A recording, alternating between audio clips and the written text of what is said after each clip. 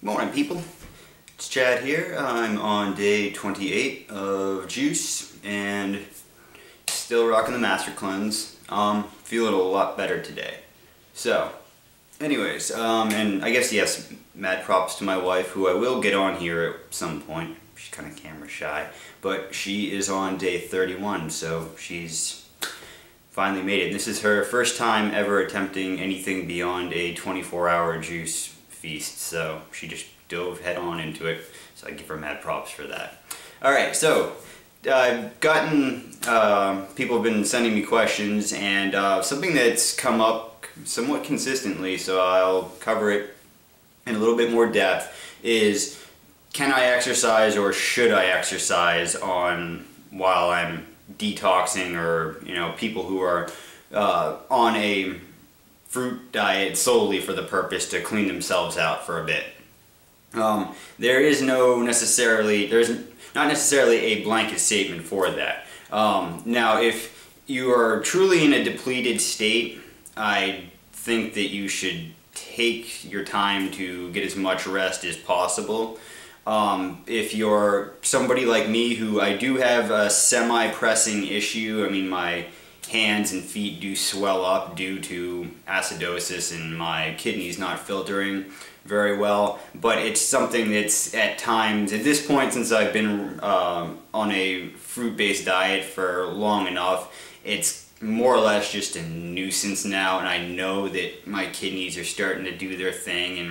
And I gave up running back in July. I was training for ultra marathons, and so that was hard. That hurt my ego more than anything. But there's still certain things that I do, and if you're in this for the long run, I think that it's good to get some sort of movement. Now, do I think you should go to the gym and lift weights? No.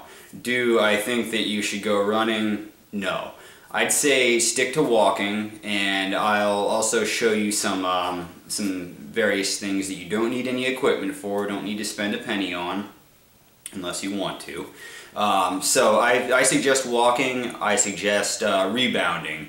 And doing the rebounding, not for a long time, because the issue that arises with exercise, one of the issues, is that you build up acid wastes in your body, and if you're already not filtering out those wastes that you have accumulated just from sitting around, and then you're building up more by exercising, it's just you're not doing yourself any justice. And to be honest with you, if you're going to the extent of taking herbs and all that, you're counteracting a lot of the stuff that the herbs are doing, so at the most rudimentary level you're wasting your money.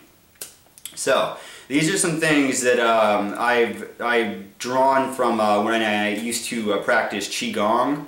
I believe that Qi Gong is it's an awesome martial art. I'm not a martial arts expert, so there are some things that I'll just touch upon, and I can suggest other areas that you might go and seek out more information, because there are other people who've already put the information out and done it far better than I can. So these are just, I'll just start out with a few exercises that I would do. I used to do them 2 to 3 times a day, every day, especially when I was, busy and I couldn't actually do any sort of exercise.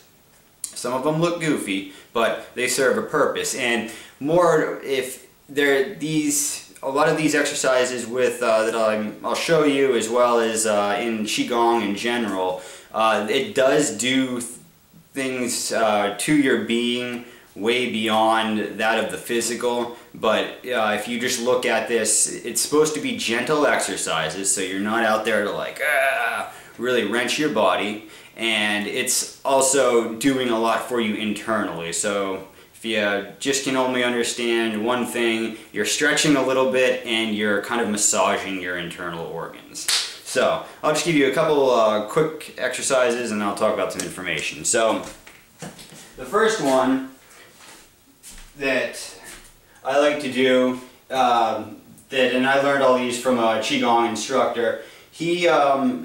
This one, it's great. I like this when you first get up in the morning. I just kind of refer to it as mashing the gut.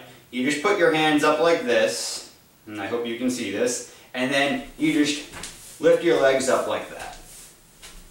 And you know, I mean, depending upon your ability, you know, just try to do it 15, 20 times. And if you can only do it 5 times, then do it 5 times. But see, you want to get your legs up as high as you can and try to get that. And you're putting a little bit of pressure right here, but I mean, you're not straining your muscle, but you're putting a little bit there. And see, what that can do is you're kind of massaging your intestines. You have your large intestines, which go up like that, across, and then down.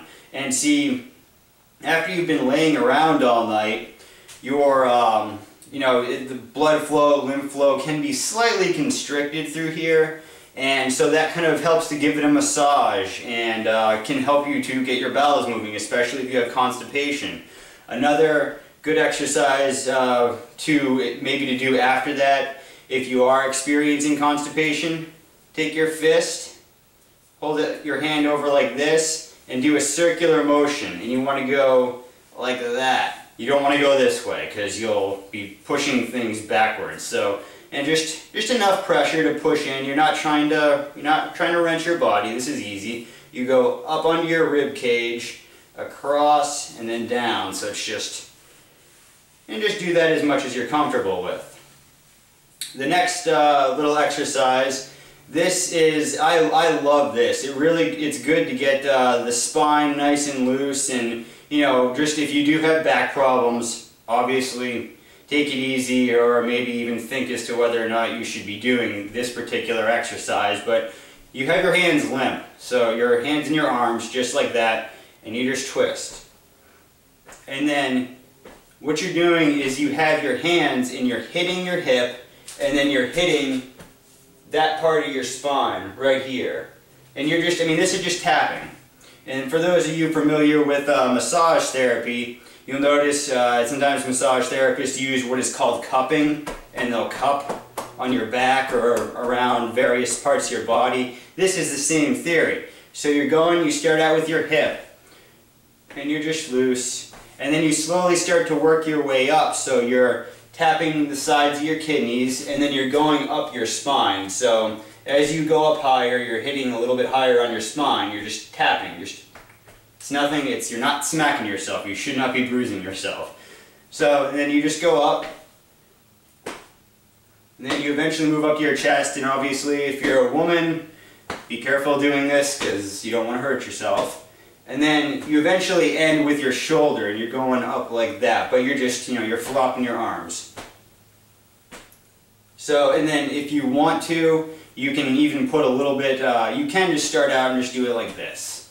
But if you want to go a little bit deeper with it and you have some flexibility to you, you can pivot with your feet, so you're kind of pivoting your waist there. And then, you just move your way up. And now this exercise right here, I like this. You look goofy as can be, but it serves a great purpose. It's called the shaking of the 9 gates. It can accomplish something similar to what you would get on a rebounder, but you just shake your body. And you do it as, like, violently, I guess you'd say. And you gotta make sure that you're breathing. The whole time when you're doing any of these exercises, I mean, with this one it might be a little bit difficult, but you want nice deep breathing from the bottom of the belly, or what they refer to in Taoist practices as the Dandian, lower Dandian. So you're shaking, and you want to get more and more into it, and just do it for 10 to 15 seconds, as much as you're comfortable with. And when you're finished, you just want to stop like that. Nice abrupt. So what you're doing is it's awesome. You're vibrating the cells within your body. You're moving your organs a little bit, and it really helps to bust up stagnation in the body. There's been times that I've done that exercise and not done it for a very long time, 20, 30 seconds, and then afterwards I cough out a huge ball of mucus. So on that note, some things to, let's see, there's thymus rubbing, which you can go like this. And this is said to increase T cells, which are part of your immune system. It just helps with your immune function. And then lastly, if you're having some head congestion, something that you can do is you start rubbing in here, and then you start to blow out and go. You go up to your head, and then you're blowing and you're rubbing in through there. And you know, if you're doing this with intent, you can kind of really start to focus on that you're bringing stuff out of you. So those are just some quick little things. You know, you can do them right out of bed. You can do them right before you go to bed, and you're not going to build up any lactic acid. You're getting yourself moving. You know, because my thoughts are other than a depleted state, or if you know you're in a true absolute fast of just water and you're in a nice dark room, it's quiet, and you're just doing nothing but laying around all day. That's a different story. But a lot of people who are trying to detox themselves and they're on fruit diets, fruit fasts, whatever you want to call it, you know, they're going to be at this for months. So should somebody just sit at work all day and then come home and sit on the couch? I don't think so. I mean, it does help to get some movement, but once again, we're not trying to get our heart racing. We're not trying to pump up our muscles, because when you're doing things that break down tissue, you're slowing down your detox process. So there's that. Something that you might want to look into if Qi Gong interests you. I mean, first and foremost, if you can find a good instructor, find a good instructor, because I mean they are hard to come by. I've only really I was fortunate when I lived up in New Hampshire that there was a guy up there who was great. I mean, he was just awesome. So, and he had been at this 25 or 30 years, and he taught a bunch of other practices along with that. But so search out a instructor. But if you want to see if this kind of thing interests you, go through YouTube and look up a, it's called the 8 Pieces of Brocade. Brocade is, what do you call it? It's Chinese for silk, if I'm mistaken, or if I'm not mistaken. So 8 Pieces of Brocade, and what that is it's a bunch of exercises that are just,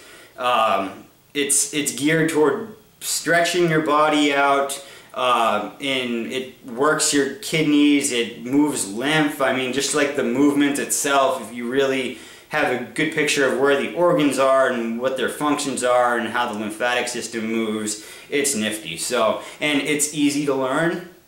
It can be done by anybody who is, you know, even just semi-able-bodied. Because when I took it, when I learned about it in a class, you know, there were people of all ages and all sizes, all abilities, and you know, you can do things to make them more physically demanding. But if you're on a detox trip, that's not really, shouldn't really be your focus right now. So 8 Pieces of Brocade, and you know, if you really get into Qi Gong in the future, there's a practice that kind of goes hand in hand with it called Bagua.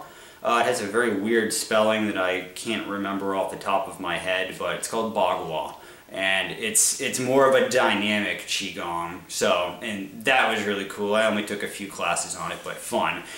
So just 2 resources that I happen to have on me that I'll show you. This is what led me down the path to find out about Qigong. So, it's by Kenneth Cohen. It's a pretty decent book. I mean, I mean, for all I know, he may have redone it at this point, but you know, revised it.